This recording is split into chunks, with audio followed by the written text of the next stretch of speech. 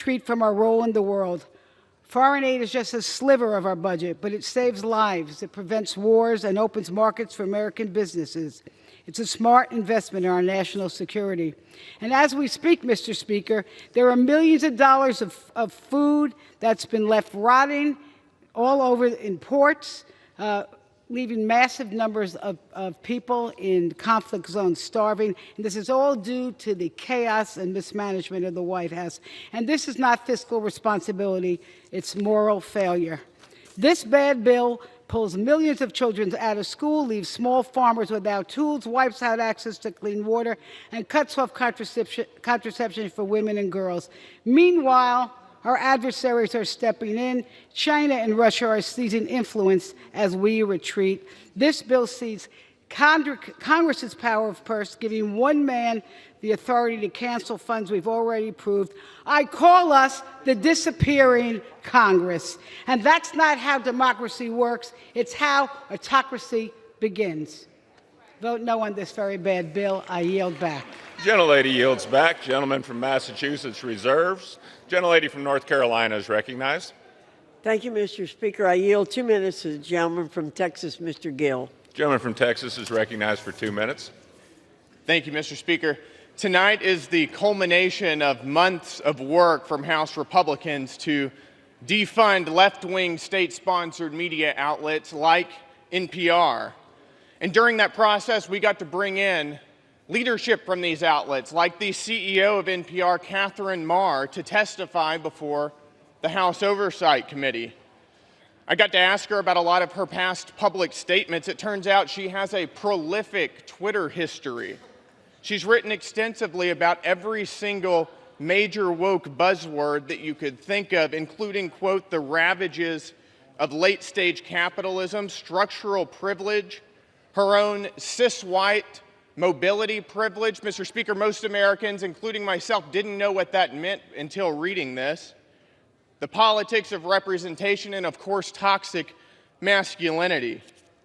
She also wrote about herself, about one of her major pet peeves, which is whenever she goes on an airplane and finds out that the demographics are, quote, usually greater than 80% male, usually white.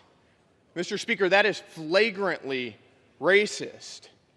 She's written about how, quote, I do wish Hillary, meaning Hillary Clinton, wouldn't use the language of boy and girl. It's erasing language for non-binary people. Mr. Speaker, this is the person running the outlet the other side of the aisle wants our tax dollars to subsidize. And of course, she's written extensively about race, about how America is addicted to white supremacy, how she grew up feeling superior because she is white, how America begins in black plunder and white democracy. Mr. Speaker, this is directly from her own Twitter account. Mr. Speaker, nonpartisan news outlets are not run by lunatics like this. And Republicans are done using the power that voters give us to fund Democrat media machines. We're playing to win now. Thank you, Mr. Speaker. Gentlelady from North Carolina reserves. Gentleman from Massachusetts is recognized.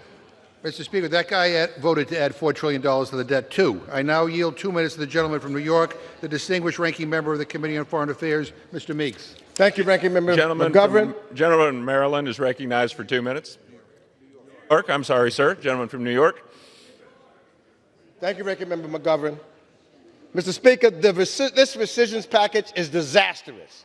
It cuts $8 billion in life-saving and critical U.S. foreign assistance, including food assistance, access to clean water, and life-saving medicine.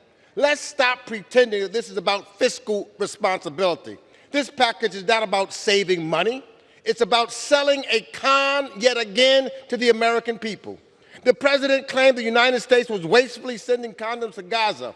The fact is that they were sending it to Mozambique to help stop the spread of HIV and AIDS. The president claimed that there was a wasteful $21 million grant to India. The fact is the grant never existed.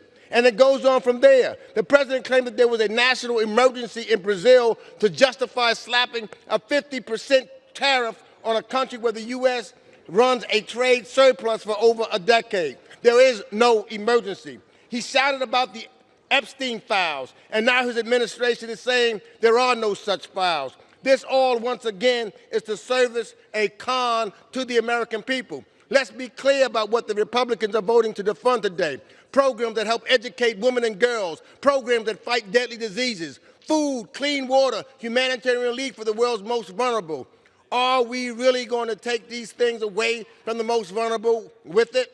America's credibility in global leadership must not yield to this con. Let's get to the real waste. The real waste is insinuating 500 metric tons of expired aid sitting in warehouses meant to feed suffering children in Afghanistan and Pakistan. The real fraud is telling the American people that these cuts will help them, and they won't. The real fraud is letting Elon Musk The gentleman will suspend. wreak havoc. Gentleman will suspend. The House is not in order.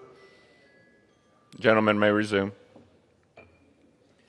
The real fraud is letting Elon Musk and his Doge minions wreak havoc on state and USAID after the president fired the independent watchdogs at those agencies. This is not how you run and lead a country. This is how you run a scam on the American people. Let's call this for what it is. It's a con. Republicans claim that they're doing this to save taxpayer money, but as Mr. McGovern says continually, you cut $8 billion in foreign service, and then you add over $3–4 trillion to the American debt.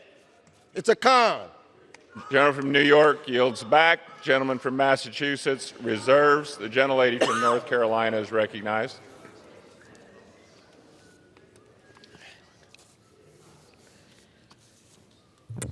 Thank you, Mr. Speaker. Here we go again. Not talking about the subject at hand, but trying to distract people. Same old tired song and dance. Our friends revert to demonizing and misrepresenting the big, beautiful bill. They say you can't make this stuff up, but that's what they do. We're having one success after another, and it's driving our friends across the aisle to distraction. When they had full control of the levers of power just a few years ago, they expanded the federal government with an unprecedented $11 trillion in spending, $6 trillion of which has been added to the national debt. But what's most revealing is their refusal to articulate a single program, a single outlay, or a single area of federal spending they want to reduce on behalf of taxpayers. They want every single dime of taxpayer money. And they don't like the historic cutting of $1.6 trillion in waste, fraud, and abuse in H.R. 1. They can't stomach the $9 billion here in discretionary cuts to wasteful spending. There's no upper limit to the amount of taxpayer dollars they'll throw at their government-centered schemes. How about $1 million? Can Democrats articulate a cut to a federal spending in the amount of $1 million? How about in the thousands, like the $500,000 for electric buses in Rwanda, or the $8,000 for promoting vegan food in Zambia that we're cutting now? They can't do it, and that's very unfortunate because it has dire consequences for our nation. The fact is we can't work in a bipartisan fashion to cut federal spending anymore, and that wasn't always the case. Our colleagues are addicted to a tax and spend formula that's been bankrupting our government. But we won't stand idly by. We won't wait on Democrats to take their heads out of the sand or wake up from this woke-induced coma. We're taking bold action at every level and in every facet of the federal government to get our federal spending under control. We'll do it $8,000 at a time when we have to, or $1.6 trillion at a time when we can. We've been given this mandate, and the American people are counting on us, and I reserve. Lady from North Carolina reserves. Gentleman from Massachusetts is recognized. Mr. Speaker, I yield 1 minute to the gentleman from New York, Mr. Goldman. Gentleman from New York is recognized for 1 minute. I thank the Speaker and the Ranking Member, and I rise today in strong opposition to President Trump's reckless and destructive rescissions bill. The proposed $8 billion cut to global aid programs is not only a short-sighted betrayal of American leadership, but it is going to result in millions of people getting sick and losing their lives. If we continue to retreat from helping countries around the world, as this administration is doing, our adversaries like China will fill the vacuum. That makes us less powerful and less safe. But it's not just lives at risk abroad. Lives here will be lost too. By defunding the Corporation for Public Broadcasting, millions of Americans will no longer have access to our national emergency weather alert system. Simply put, Americans will die because of these cuts. In addition to gutting one of the last vestiges of independent journalism, which is only biased if you think the truth is biased, the Republicans are also defunding free children's educational programs enjoyed by millions around the country. I urge my colleagues to vote no. Gentleman from Massachusetts reserves. The gentlelady from North Carolina is recognized. Thank you, Mr. Speaker. I'll reserve. Gentlelady reserved. Gentleman from Massachusetts Mr. is Speaker, recognized. are you 1 minute to the gentlewoman from North Carolina, Ms. Adams? Gentlelady from North Carolina is recognized for 1 minute. I thank the gentleman for yielding. I rise today in opposition to the rule to consider the rescissions package of 2025 and its reckless cuts to public broadcasting. You know, it's not hyperbole to say that public broadcasting saves lives during emergency situations and natural disasters. My state knows that firsthand. When Hurricane Helene devastated western North Carolina last year, public broadcasting was there when traditional communications failed.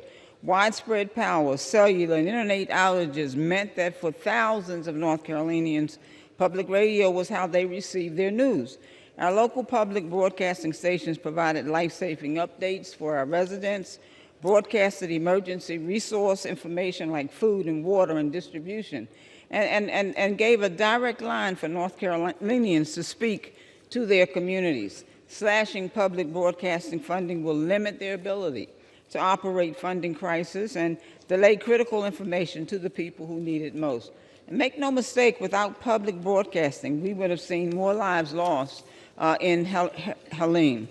So we need to protect these stations so we can protect our communities, and I yield back. Gentleman from Massachusetts reserves. Gentlelady from North Carolina is recognized.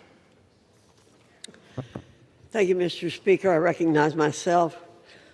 Mr. Speaker, let's talk about the Public Broadcasting Act of 1967, which mandates that all public broadcasting programs must demonstrate strict adherence to objectivity and balance in all programs.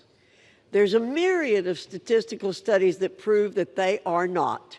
Perhaps most damning for NPR is the fact that it had to utilize a $1.9 million federal grant to, quote, improve objectivity and diverse viewpoints last year. And this despite the fact that NPR's CEO recently testified, as our colleague said, she didn't witness any bias at the organization. Then why the need for the federal grant? The problem with the Public Broadcasting Act is that it lacks an enforcement mechanism. So we'll go with our constitutional prerogatives here to enforce the law, and it starts with the rescission of funding. I reserve. Gentlelady reserved. Gentleman from Massachusetts is recognized. Mr. Speaker, I yield 1 minute to the gentlewoman from New Mexico, Ms. Stansbury. Gentlelady is recognized for 1 minute. Mr. Speaker, you guys are so weak that you won't even vote to release the files. It's 11:20 p.m. in the middle of the night, and Gentlelady will once again, suspend. You The are gentlelady trying will to suspend. The jam House is your not in dark order. Agenda through Congress in the dark The gentlelady of will night. suspend. The House is not in order. Gentlelady's recognized. And it makes me wonder, have you even read this bill? I mean, really, because this bill rescinds $9 billion for international aid, public health, and public media. It will make America less safe. It will undermine our national security, and it will threaten lives across the world and kill children. But on top of that, it undermines our Constitution, the power of the people, the power of the purse, and the separation of the power of our Constitution. As Russell Vogt, OMB, and the architects of Project 2025 are trying to use this rescission bill to undermine the power of Congress. And that is why we will vote no, a hell no, to the blatant power grab that it represents in the face of a chaotic and corrupt administration Time has and expired. Congress that is stealing from Gentlelady our is no people. longer recognized. Members are reminded to direct their remarks to the chair. The gentleman from Massachusetts reserves. Gentlelady from North Carolina is recognized.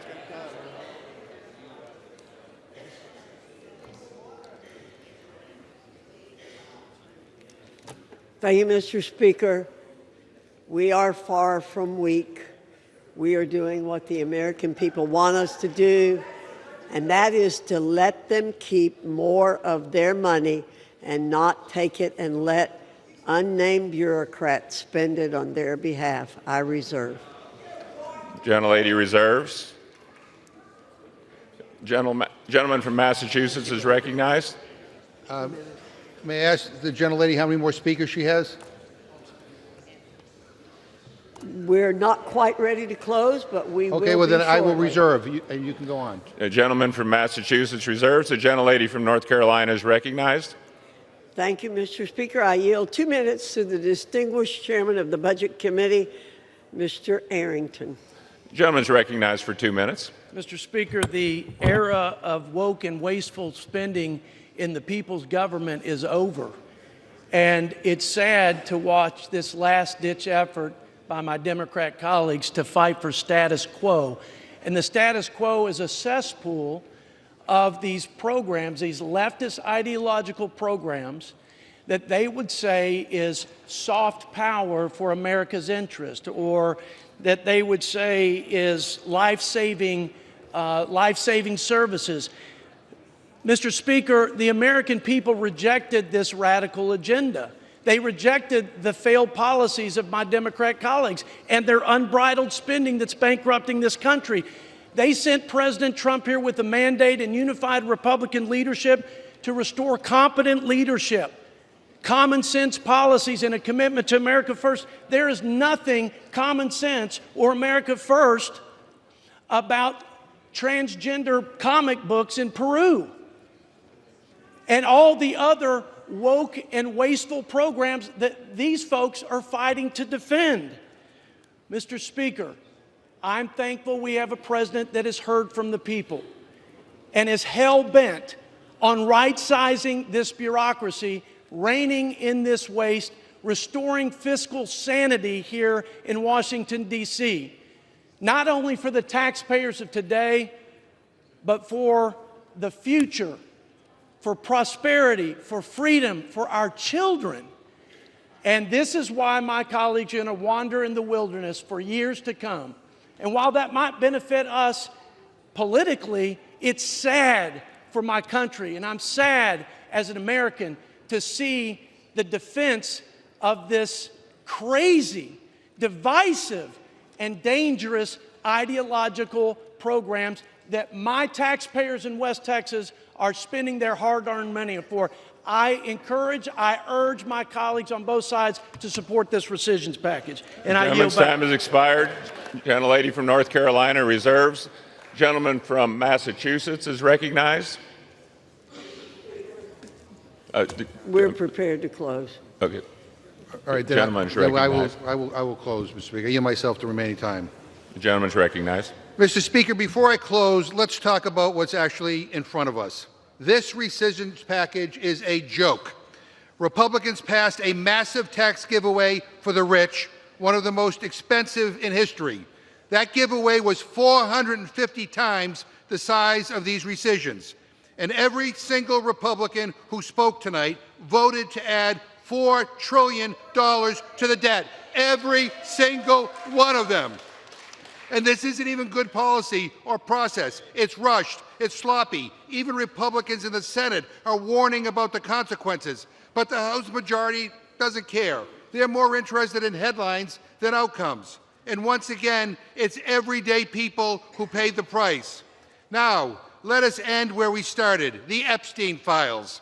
Republicans can take a real vote today, a vote that will put them on the side of truth and justice, a vote to tell victims, we hear you, we see you, we will not protect the powerful at your expense. But instead, they are choosing cowardice. They are choosing obedience to Trump. And so they cooked up this non-binding resolution, a press release pretending to do something. So let's be clear. You either vote to release the files or you vote to bury them. And if every Republican votes to block our attempt to release the records, they are telling Epstein's victims, you don't matter as much as our political convenience. And that should disgust every single one of us. This place deserves better. This country deserves better. And the victims, most of all, deserve the truth. Release the Epstein files. Release the Epstein files. Release the files. I yield back. The gentleman yields back. The gentlelady from North Carolina is recognized. Thank you, Mr. Speaker. I yield myself the remainder of my time. Mr. Speaker, our colleagues across the aisle all night have been talking about what we're not here to discuss, which is this rescissions package. They keep...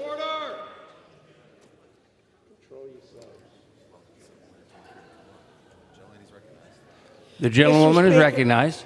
Mr. Speaker, the House has not been in order. The House is not in order. The gentlewoman is recognized.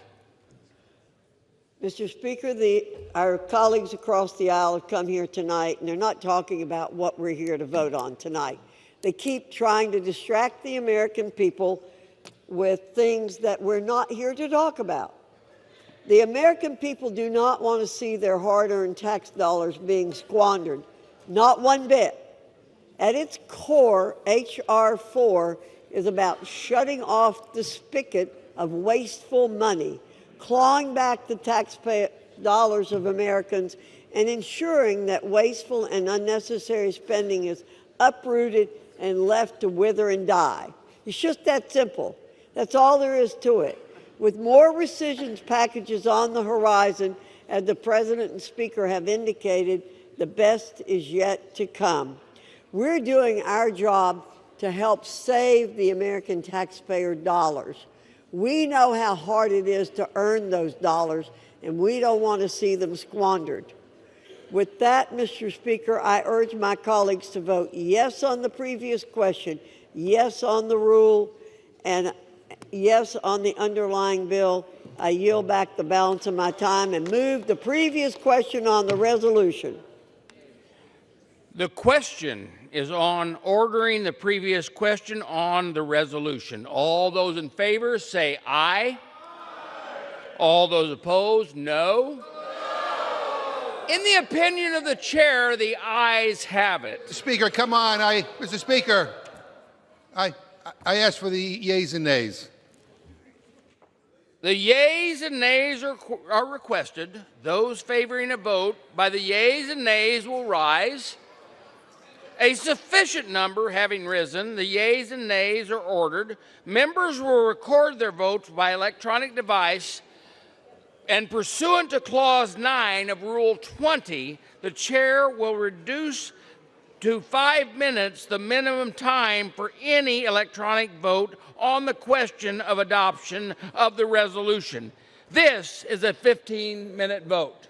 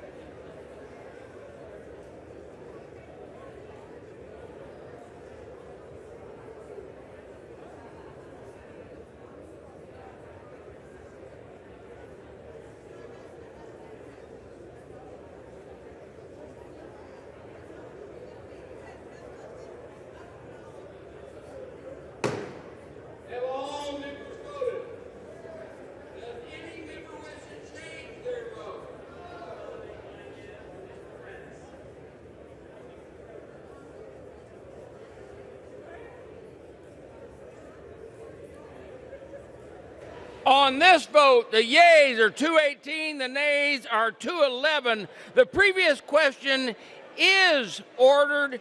The question is on the adoption of the resolution. Those in favor will say aye. Those opposed, no. In the opinion of the chair, the ayes have it. Mr. Speaker, I ask for a recorded vote.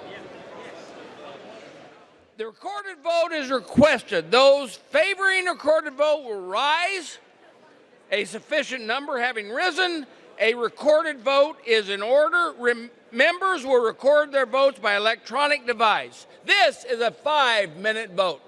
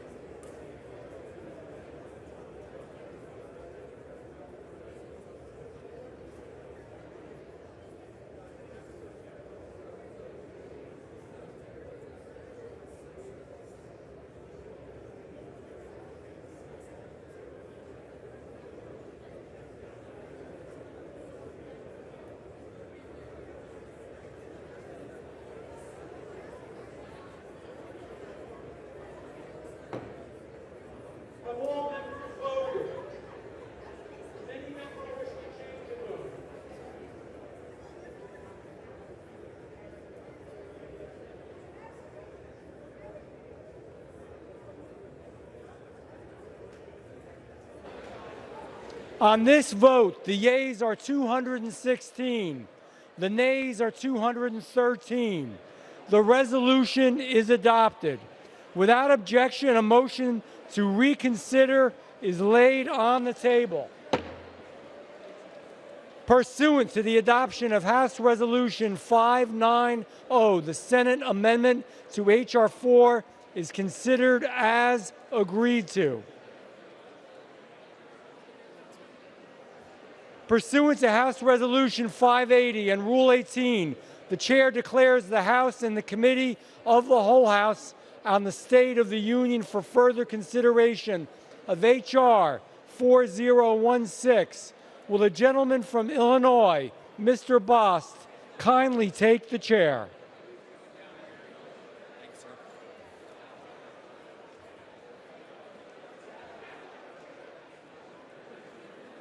The House is in the Committee of the Whole House on State of the Union for further consideration of H.R. 4016, which the clerk will report the title. A bill making appropriations for the Department of Defense for the fiscal year ending September 30th, 2026, and for other purposes.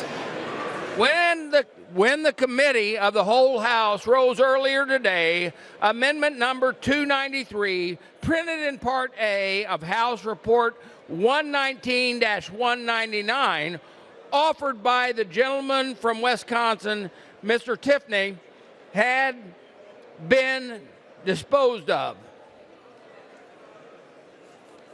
Pursuant to Clause 6 of Rule 18, proceedings will now resume those amendments printed in Part A of House Report 119-199, on which further proceedings were postponed, in the following order. Amendment number 111 by Ms. Green of Georgia. Amendment number 12 of Ms. Green of Georgia. Amendment number 13 of Ms. Green of Georgia. Amendment number 14 by Ms. Green of Georgia. 114 by Ms. Green of Georgia. Amendment number 115 by Ms. Green of Georgia. Amendment number 277 by Mr. Stubbe of Florida. The chair will reduce to 2 minutes the minimum time of any electronic vote in this series. Do what? Okay. The unfinished business is to request for the recorded vote of the amendment number 111, printed in Part A of House Report 119-199 by the gentlewoman from Georgia, Ms. Green, on which further proceedings were postponed, on which the noes prevailed by voice vote. The clerk will report the designated amendment. Amendment number 111, printed in Part A of House Report number 119-199, offered by Ms. Green of Georgia.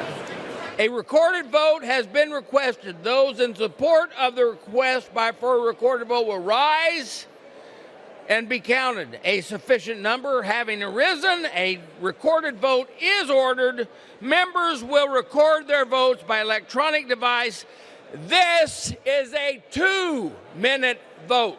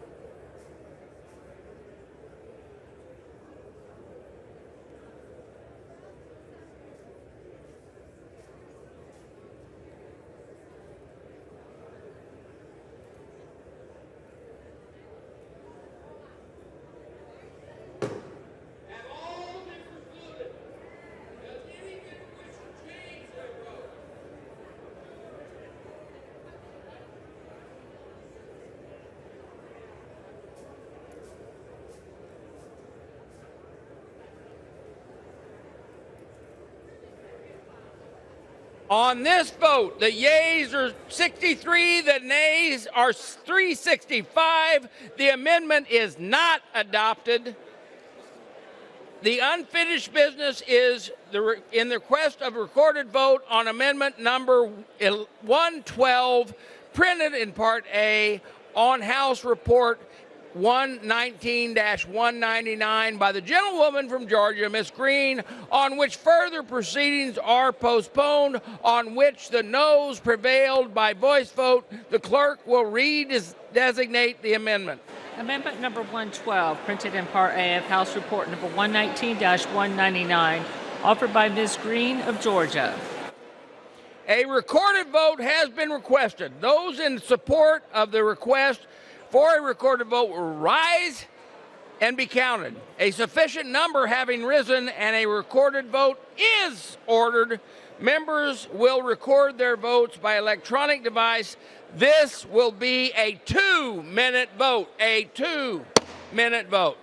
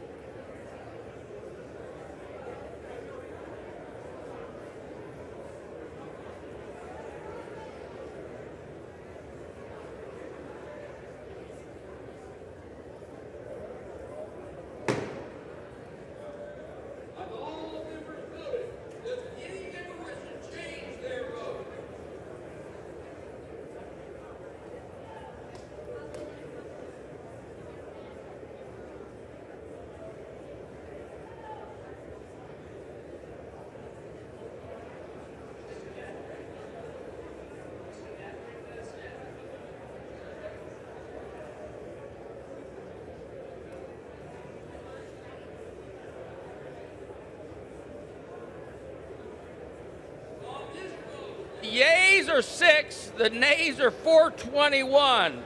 The vote is not adopted.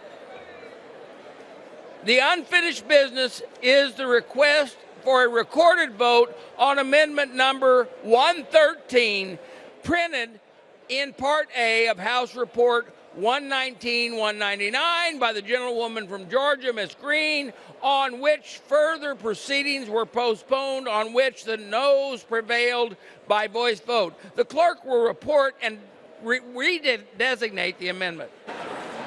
Amendment number 113, printed in Part A of House Report number 119-199, offered by Ms. Green of Georgia. A recorded vote has been requested. Those in support of the request for recorded vote will arise and be counted. A sufficient number having risen, a recorded vote is ordered. Members will record their votes by electronic device. This will be a 2-minute vote.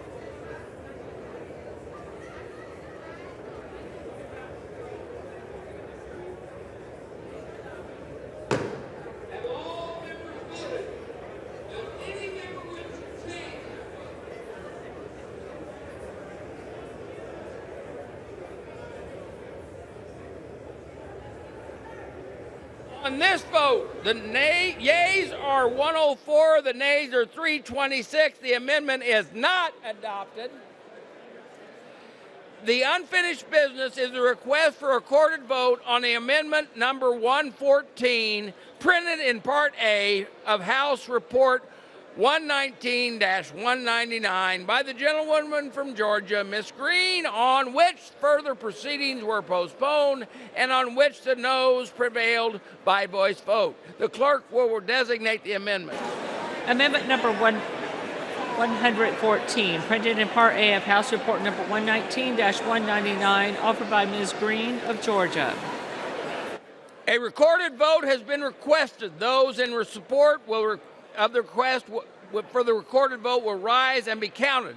A sufficient number having risen, a recorded vote is ordered.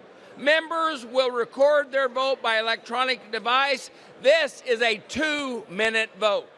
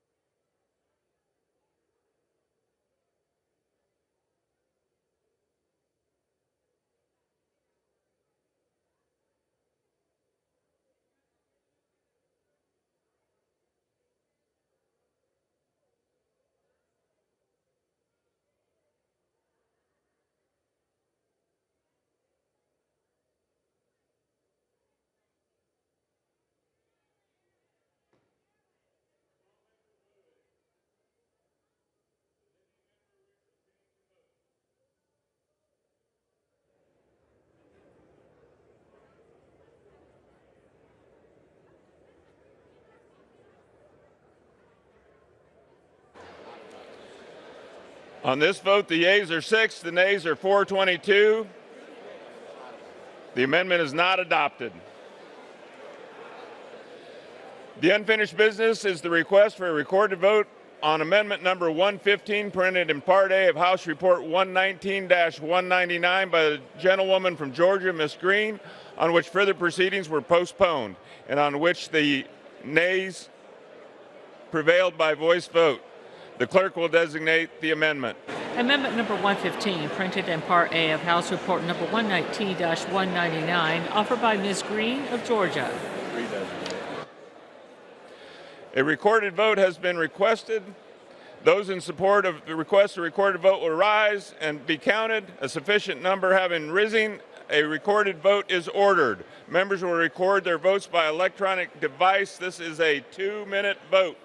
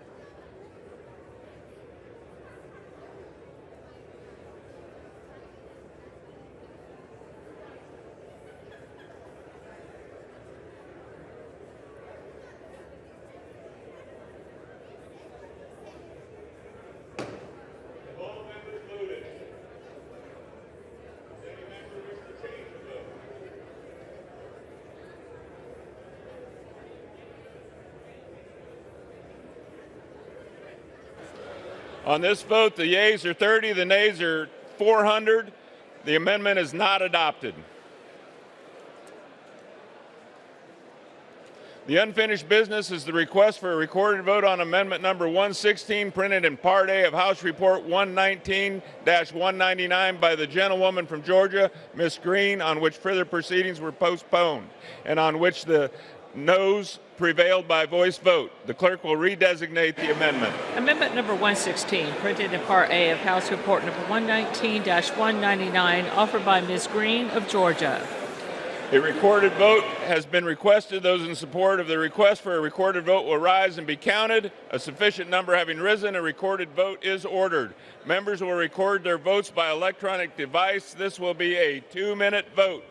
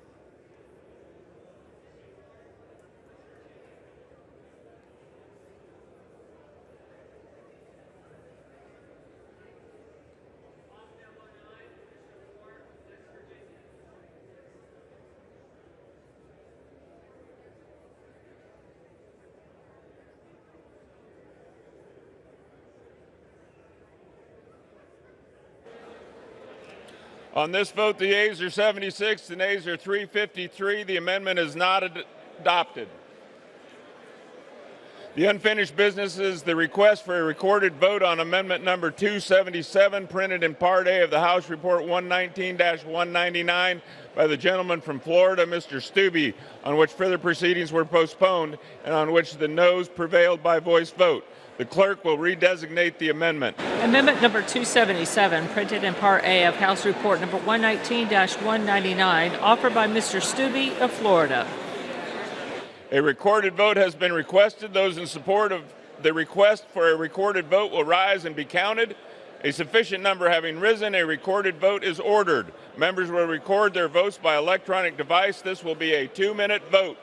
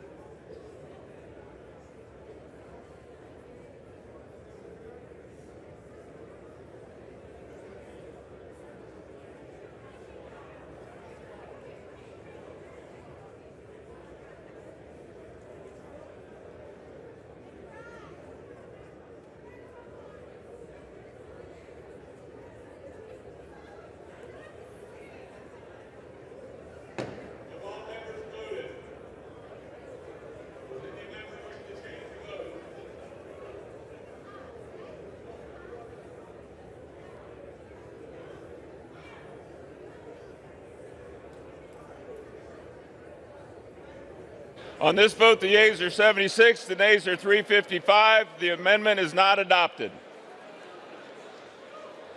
There being no further amendment, pursuant to the rule, the committee rises.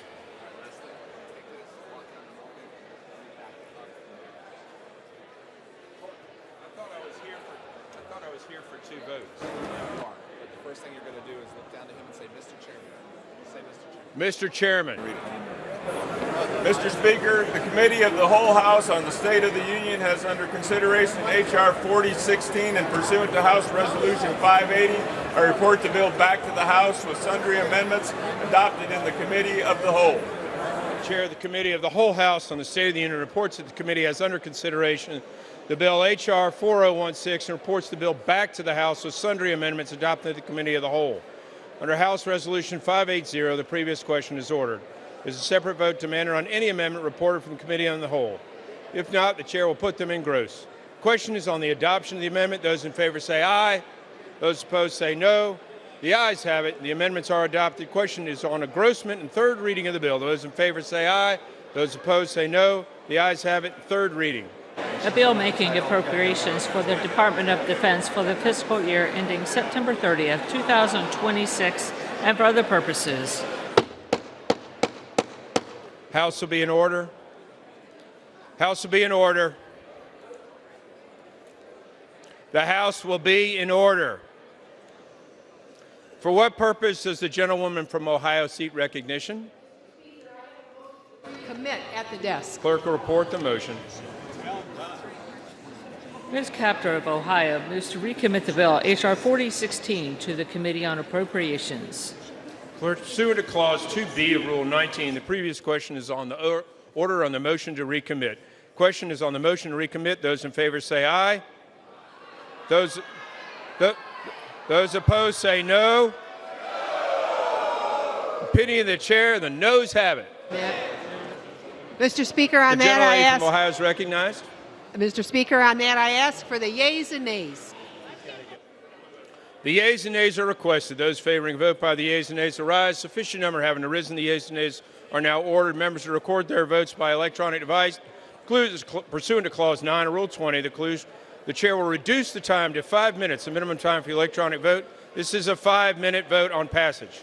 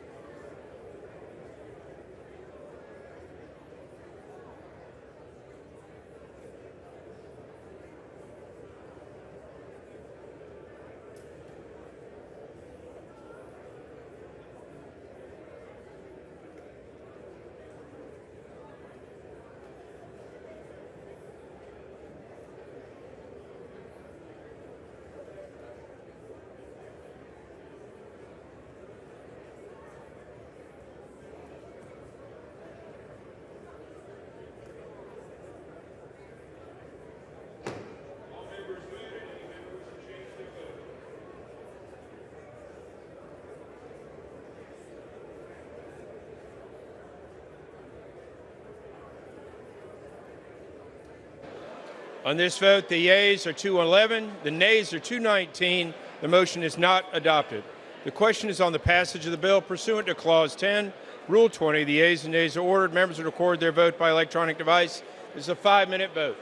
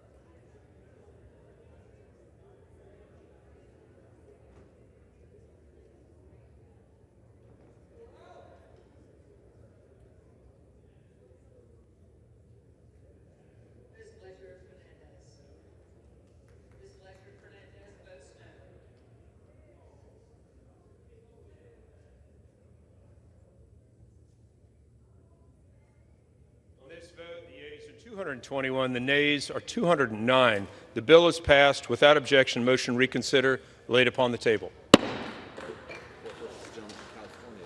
For what purpose does the gentleman from California seek recognition? Thank you, Mr. Speaker. I ask unanimous consent that the engrossment of H.R. 4016, the clerk will be authorized to correct section numbers, punctuation, cross-references, and to make sure such other technical and conforming changes as may be necessary to reflect the actions of the House in amending the bill, and that the second instruction in Amendment Number 40, printed in House Report 119-199, be changed from page 39, line 19, to page 40, line 19. Without objection.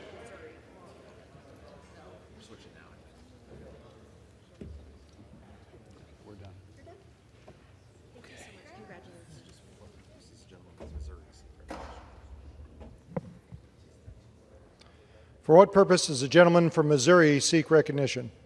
I ask unanimous consent to address the House out of order. Without objection. Today, our country lost a true trailblazer. Congressman William Clay passed away after a lifetime of service that reshaped St. Louis and our nation. Already a civil rights icon before he was elected, he didn't come to Washington to play politics. He came to fight for working people, black families, union members, and those too often left out and unheard. He carried their voices into this chamber and made sure they echoed. Bill Clay was a founding member of the Congressional Black Caucus. I, so many others, would not be here without the doors he opened and the example he set. I yield to Reverend Cleaver. As I sat on the bed this morning trying to get up, I received a phone call to tell me that Congressman Bill Clay had just passed. And I sat there for a few minutes feeling sad. And then it occurred to me that death is not the greatest loss in life.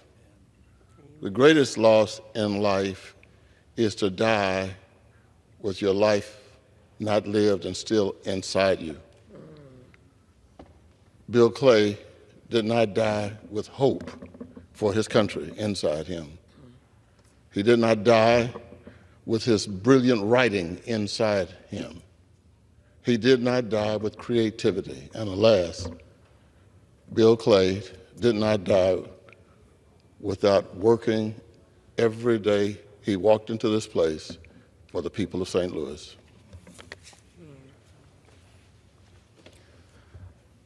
I'm holding his son, my friend and predecessor, Lacey Clay, the entire Clay family, and the St. Louis community in my prayers.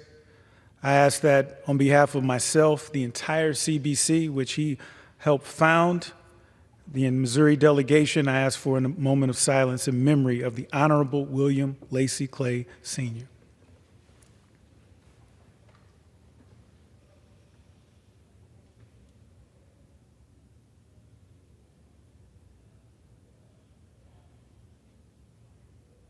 I yield back.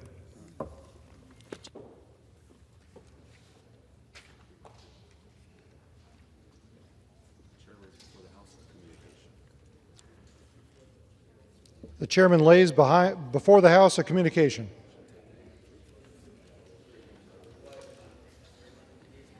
The Honorable, the Speaker, House of Representatives, sir. Enclosed is my letter of retirement sent to Tennessee Governor Bill Lee. I will leave the United States House of Representatives effective July 20th, 2025 at 11:59 p.m. Eastern Standard Time. Thank you for your steadfast leadership to advance the conservative principles we both hold dear. I appreciate your friendship over the years and look forward to seeing what incredible feats the House of Representatives will accomplish for the American people. Signed sincerely, Mark E. Green, Member of Congress. The chair lays before the House the following enrolled bill.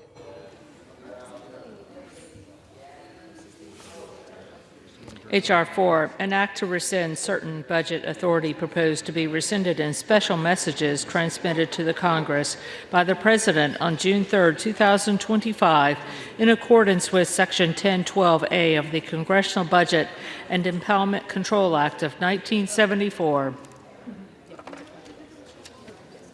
The chair will now entertain requests for 1-minute speeches. For what purpose does the gentleman from Montana seek recognition? Mr. Chair, I ask unanimous consent to address the House for 1 minute and to revise and extend my remarks. Without objection, the gentleman is recognized for 1 minute.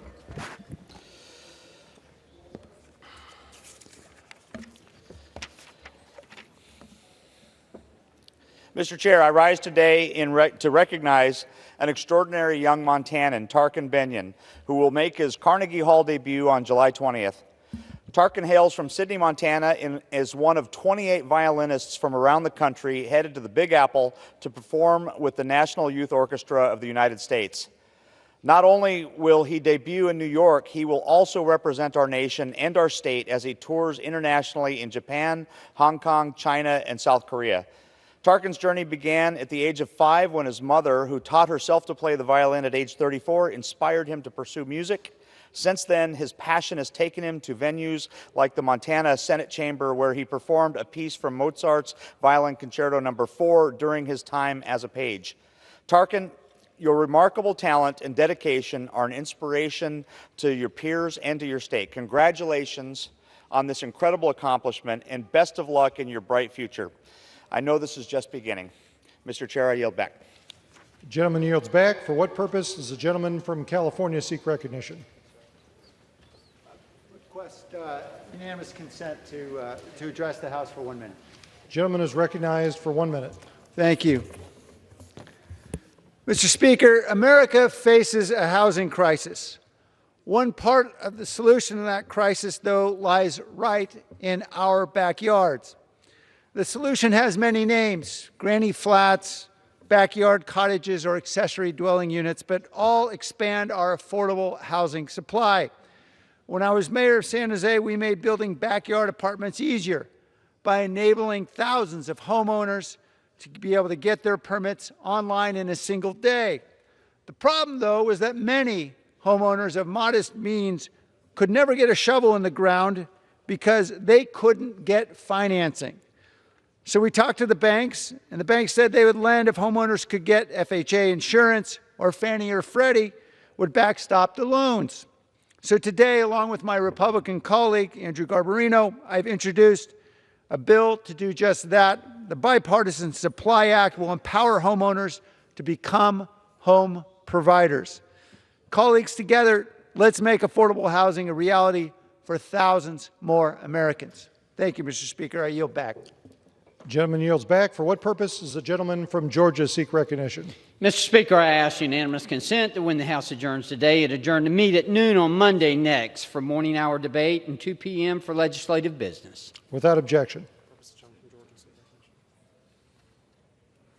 For what purpose does the gentleman from Georgia seek recognition? Ask unanimous consent to address the House for 1 minute to revise and extend my remarks. The gentleman is recognized for 1 minute. Mr. Speaker, I rise today to recognize Ms. Susan Mason, a resident of Savannah, Georgia, who has dedicated 40 years of her life to bringing elegance, excellence, and warmth to thousands of lives' most meaningful celebrations. When Susan Mason founded her catering company in 1985, she was recently divorced, living rent-free in a friend's home and inspired by a then up-and-coming Martha Stewart. What she lacked in resources, she made up for with resolve, talent, and a sparkling sense of humor. Over the next 4 decades, Susan Mason Catering became synonymous with silver service, culinary perfection, and timeless Southern style. Whether planning wrap parties for A-list celebrities or elegant weddings for local families, she made sure every detail was flawless. She is now 85 years young and still very much at the center of the party. With her signature wit and stylish presence, she has become both a cultural fixture and a business force in Savannah. Mr. Speaker, Susan Mason represents the very best of resilience, charm, and an entrepreneurial spirit. It is an honor to recognize her today for 40 years of extraordinary service. Thank you, Mr. Speaker, and I yield back. The gentleman yields back. For what purpose does the gentleman from Rhode Island seek recognition? The gentleman is recognized for 1 minute. Mr. Speaker, I rise today for the 30th time to call on the Trump administration to restore life-saving food aid for starving children. When children are starving, their organs shut down. At a certain point, they're not able to eat traditional food anymore. Ready-to-use therapeutic food is the only chance they have to survive and to get back to health. Right now in Rhode Island, there are 87,000 boxes of ready-to-use therapeutic food sitting in a warehouse, already bought and paid for, but sitting in a warehouse because the Trump administration has frozen this aid. It is time for the administration to honor the will of Congress, to honor its own commitment, and to do the right thing and get this food to the kids around the world who need it. I will keep speaking out every day until they do, and I yield back. The gentleman yields back. For what purpose does the gentleman from Texas seek recognition? To address the House for 1 minute to revise and extend my remarks. The gentleman is recognized for 1 minute. Thank you, Mr. Speaker. Mr. Speaker, tonight I voted against sending more military aid to Israel. I voted against it because I saw it and currently see it as a vote against collective punishment, a vote against ethnic cleansing, and a vote against genocide appearing before my very eyes. I refuse to have my fingerprints, my imprimatur, on the killing of innocent people, including children. I voted no. I will not become a yes because Mr. Netanyahu doesn't want peace. He wants all of Palestine. My imprimatur will not be on it. I yield back. Gentleman yields back. For what purpose does the gentleman from California seek recognition? I ask unanimous consent to address the House for 1 minute and to revise and extend my remarks, Mr. Speaker. Gentleman is recognized for 1 minute. Mr. Speaker, I rise to express my shock and outrage over the killing of Saif Moussalet, a 20-year-old Palestinian American from Florida who was visiting his family in the West Bank. He was beaten on his own family's land by settlers. We have grown too used to this kind of violence. We have grown weary of news reports detailing the onslaught of deaths. But we should never accept the killing of innocents, let alone the killing of an innocent American citizen. In an unusual and forceful statement, Ambassador Huckabee called the killing a, quote, criminal and terrorist act, unquote, and urged Israeli authorities to conduct a full investigation and bring those responsible to justice. I echo the call of the ambassador for an investigation and ask my colleagues to do the same. The United States Congress cannot allow silence to reign and complicity to creep in. Instead, we must demand justice. I yield back, Mr. Speaker. Gentleman yields back. Does the gentleman have a motion? Mr. Speaker, I move. The gentleman would suspend permanently. Gentleman will suspend. Another 1 minute. We have another 1 minute.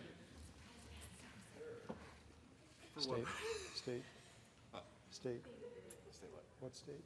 Wisconsin. For what purpose does the gentleman from Wisconsin seek recognition? Well, I'd like to unanimous request to speak for 1 minute, revise and extend my remarks. The gentleman is recognized for 1 minute. Thank you. As we leave the Capitol for the weekend, we want to leave the body here with a little bit of thought. And I'm going to quote from a book called The Tragedy of American Compassion by Marvin Olasky, now a 30-year-old book. But it's an interesting book in that it deals with what we today call welfare, at the time that was all privatized. And I'm going to quote from the Society for the Prevention of Pauperism of the City of New York, and what they felt was the cause of pauperism at the time and what had to be done to end it. And they listed 10 causes of pauperism. People in the 1820s were brighter than the people today.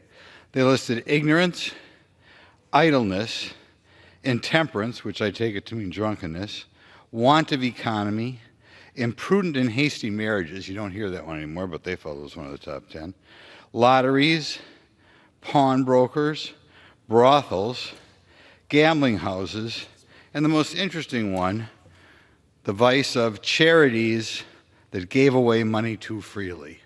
So when we return next week, let's remember the wisdom from the Society for the Prevention of Pauperism and not give away charity too easily. Thank you. Gentleman's time has expired. Does the gentleman have a motion? Yeah, I think we should adjourn. The question is on the motion to adjourn. Those in favor, so signify by saying aye. Aye. Those opposed say no. In the opinion of the chair is the ayes have it. The motion is adopted. Accordingly, the House stands adjourned until noon on Monday next for morning order debate.